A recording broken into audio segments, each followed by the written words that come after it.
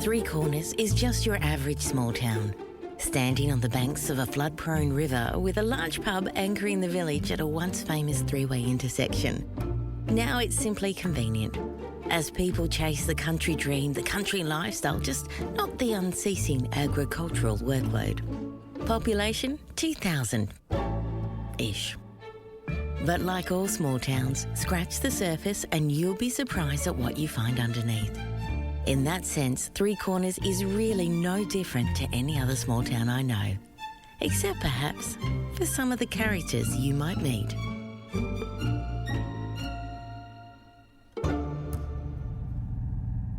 The hum of the massive silver espresso machine gave the chocolatey room a warmth that belied the sleekness of the chrome. Booth seats lined the walls, the only light coming from the folded glass doors pulled back to let in the air and customers, as well as a few well-placed lamps. Outside, the sun baked the pavement in bright light, leaching the colour from the passing traffic.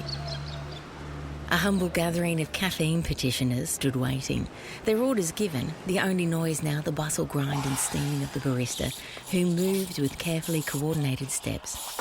A dance of beverage preparation seen at cafes the world over. Roasted beans, warm, mild, and the slightly sweet smell of syrup lingered on the tiny breeze that filtered its way through. Satchel clutched closely, he eyed off his fellow customers, trying to pick who ordered first and how long he would have to wait for his cup of comfort. The morning ritual. Troy. Tom? Two young hipsters walked away first with their decaf soy macchiato and piccolo almond latte. Oh, amazing, thanks. And then came the triple shot long black. Jack. A cappuccino and a caramel flat white. Jane. India. A green tea. Yuki. And English breakfast. Kerry.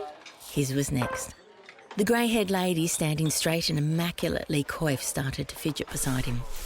She flapped her arms, swishing the linen wrap up to her elbow so she could see the time on the small gold watch, and sighed deeply.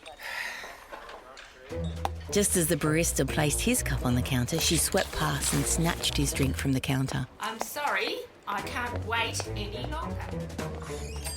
And then she was gone. He looked up at the barista, her hand frozen and hovering over the spot where the cup once stood.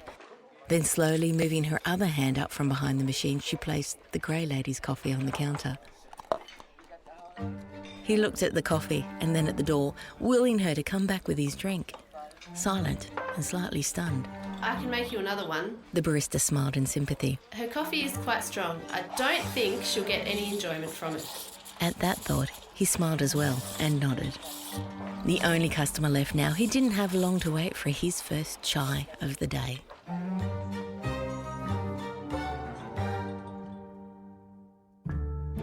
Today's episode of Three Corners was produced by our maestro, Postie. and featured the spelt-like tones of Hannah? Margie. and Jack. For more stories, go to hittheroadjack.com.au or subscribe to the Three Corners podcast.